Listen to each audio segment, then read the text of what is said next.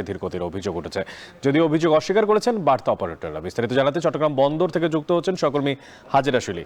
শিউলি, আপনার থেকে জানতে চাই যে অনবোর্ড সার্ভিস চার্জ দ্বন্দ্বের কারণে চট্টগ্রাম বন্দরের যে কন্টেইনার হ্যান্ডেলিং এ প্রভাব পড়েছে, সেটা আসলে কতটা বেশি প্রভাব ফেলছে সব কার্যক্রমে? কি তথ্য আছে আপনার কাছে? অনেক, যদিও বার্তা অপারেটরদের দাবি যে আসলে কন্টেইনার হ্যান্ডলিং এর কাজ আগের মতোই চলছে, শুধু তারা শিপিং এজেন্টদেরকে আগে যেসব বাড়তি সার্ভিস দিতেন সেগুলো তারা বর্তমানে সেভাবে দিচ্ছেন না আগের মতো করে। বিশেষ করে কন্টেইনার ওঠানো নামানোর যে অনুমতি জাহাজ থেকে এবং ডিপোগুলো থেকে কন্টেইনার নিয়ে আসা বা ডাকা এবং উপরের যে হচ্ছে কন্টেইনারের বুক পয়েন্টে বাধা, বেশ কিছু কাজ আছে যেগুলো তারা দাবি করছেন যে সেগুলো আসলে তাদের কাজ না। পারমিশনের বা ডকুমেন্টেশনের কাজগুলো তারা বর্তমানে সেভাবে করছেন না।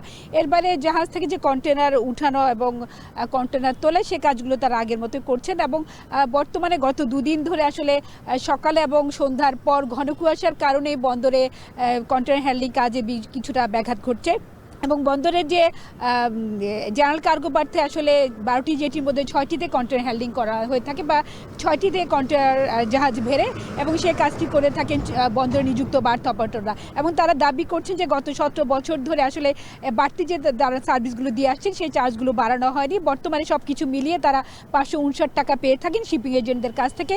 বর্তমানে দ্রব্যমূল্য বেড়েছে, খরচ বেড়েছে, তাদের ইকুইপমেন্টের খরচ বেড়েছে, কিন্তু সেই তুলনায় সেই অনুযায়ী শিপিং এজেন্টরা তাদের কোনো চার্জই বাড়ায়নি এবং এতে তার লোকসানের মুখে পড়েছেন।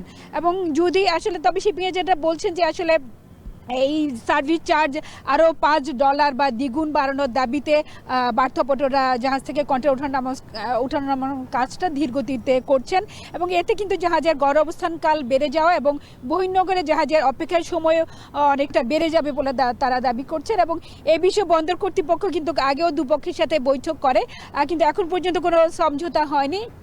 যদিও তারা চেষ্টা করছেন যে দুপক্ষের মধ্যে সমঝোতা করে আরেকটি নতুন করে কোনো রেট কোনো নির্ধারণ করা যায় কিনা। তবে দীর্ঘমেয়াদে যদি এটা চলতে থাকে তবে কিন্তু যদি বন্দরের জাহাজে বা জেটিতে কন্টেইনার হ্যান্ডলিংয়ে ধীর গতিতে হয় তাহলে কিন্তু জাহাজের যে গড় অবস্থানকাল সেটা বেড়ে যাবে, শিপমেন্ট ডিলে হবে এবং যা ছাড়তেও কিন্তু বন্দর জেটি ছাড়তেও দেরি হবে।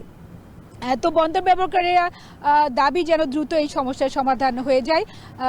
তো সব কিছু মিলিয়ে কুয়াশার কারণে কিন্তু বন্দরের অপারেশনের কাজে অনেকটাই ব্যাঘাত ঘটছে এবং কিছুটা ব্যাঘাত ঘটছে এই শিপিং এজেন্ট এবং বার্তা অপারেটরদের এই দ্বন্দ্বের কারণে। এবং যদিও কর্তৃপক্ষের আশা যে হয়তো 2-1 দিনের মধ্যে এই সংকট বা তাদের যে বিরোধ সেটি কেটে যাবে। তো এই ছিল আমার কাছে এখনকার মতো চট্টগ্রাম বন্দর থেকে সবশেষ। চট্টগ্রাম বন্দর থেকে যুক্ত ছিলেন